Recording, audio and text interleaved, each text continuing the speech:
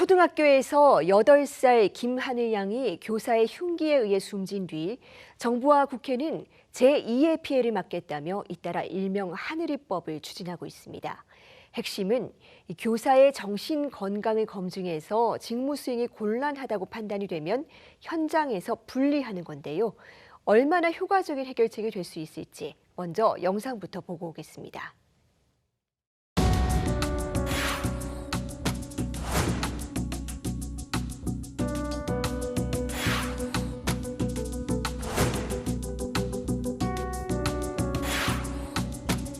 같이 하나의 법을 추진하고자 합니다.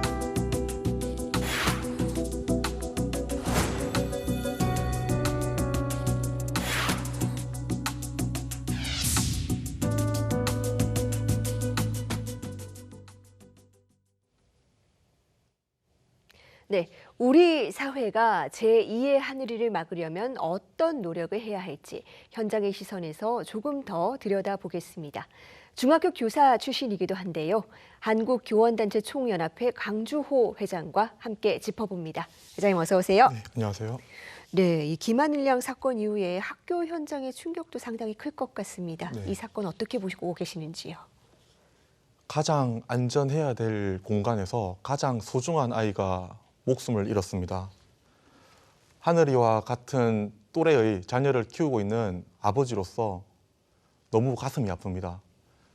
가장 안전해야 될 학교 현장에서 이런 일이 벌어진 데 대해 교원들 모두 큰 충격을 받고 있고 교육자로서 마음이 너무 무겁고 책임감을 느끼고 있습니다. 네, 이게 뭐 1차적으로는 이 가해 교사 개인의 아주 특수한 문제일 수도 있겠지만 조금 더 구조적인 부분도 들여다볼 필요가 있는 것 같습니다. 자, 이번 하늘이 사건 바라보시면서 어떤 점이 가장 큰 문제라고 보셨습니까?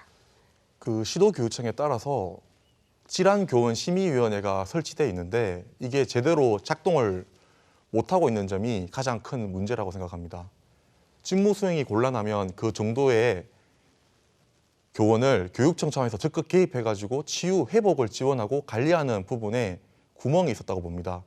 이번 대전교사의 경우도 전문의의 6개월 치료 필요 진단에 의거해서 6개월 휴직에 들어갔다가 다시 같은 전문의의 정상 근무 가능 소견을 근거로 20여일 만에 복직이 이루어졌습니다.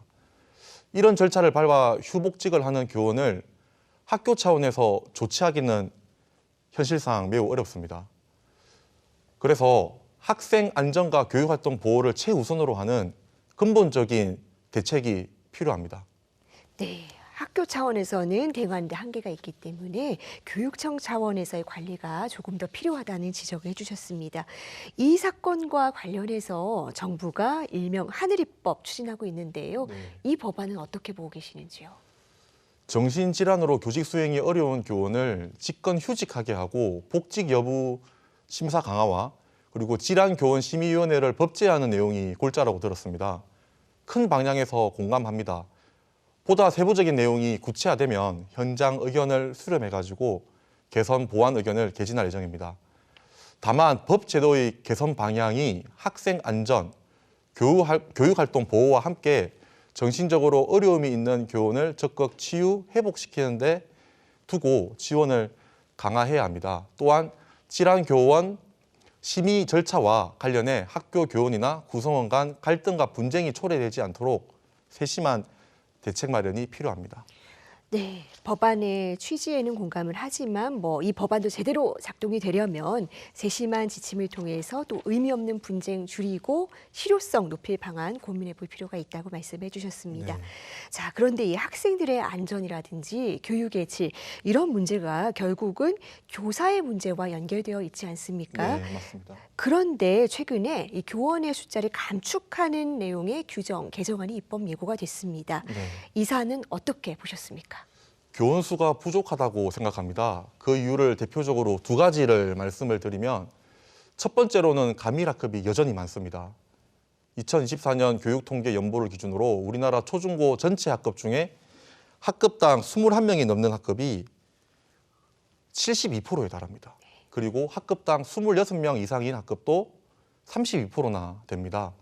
두 번째로는 비정규직 교사가 점점 증가하고 있습니다.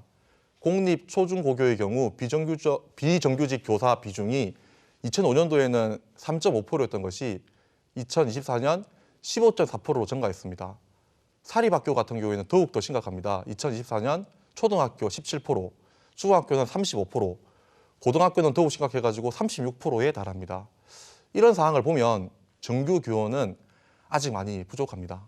네, 아직 부족하다. 네. 자, 그런데 이 대표적으로 이렇게 교사를 줄이는 논리가 이 출생아 숫자, 그러니까 이 학령 인구가 점차 줄어드니까 여기에 연동해서 교사 숫자도 줄여야 된다라는 겁니다. 네. 이런 논리는 어떻게 보고 계시는지요?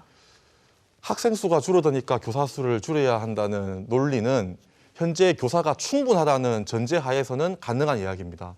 그런데 앞서 말씀드린 과도한 가밀학급, 기간제 교원의 비율을 보면 타당성이 부족하다고 생각합니다. 교육을 효율성의 잣대, 기계적 경제 논리로만 바라봐서는 안 됩니다. 학생 수 감소를 교원 감축의 빌미로 삼기보다는 오히려 학생들을 위해 학급당 학생 수를 20명 이하 교실을 만드는 개선 기회로 삼아야 합니다. 이번 기회에 깨어있는 교실, 교실혁명, 맞춤 교육을 위해서 교실 환경 구축이 필요하다고 봅니다. 네, 결국 이 학교나 학급수 기준으로 교원 정원을 정해야 된다 이런 지적도 해주셨는데요. 구체적인 근거가 궁금합니다. 네, 학생이 줄어든다고 그만큼 학교 학급이 줄어들지는 않습니다. 특히 그 농산 어촌 학교의 경우 학생이 줄어도 무작정 그 학교나 학급을 통폐합할 수도 없고 유지해야 합니다.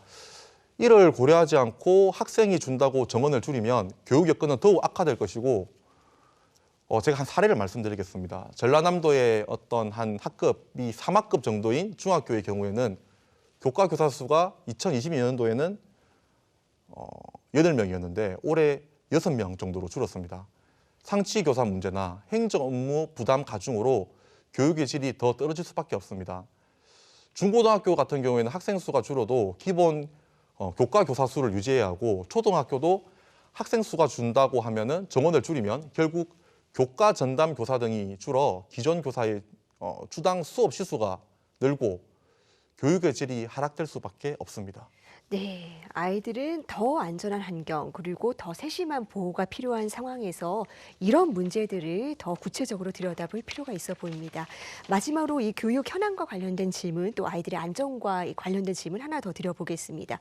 최근에 이 현장 체험학습 관련해서 1심 판결이 나왔습니다. 네. 어떻게 보셨습니까? 한국교총에서 그날 기자회견을 했었습니다. 네. 그리고 1월 21일 날 마지막 그 구형을 하는 날 제가 방청도 했었습니다. 인설교사에게 금고 6개월의 집행유예 2년이라는 유죄를 선고한 데 대해 유감입니다. 교사가 예측 불가하고 고의성이 없는 사고에 대해 당연 퇴직에 해당하는 형사적 책임을 묻는 것은 가혹합니다. 교사 한 명이 수십 명의 학생을 인솔하면서 수많은 변수와 돌발 사항을 완벽하게 통제하는 것은 현실적으로 어렵습니다.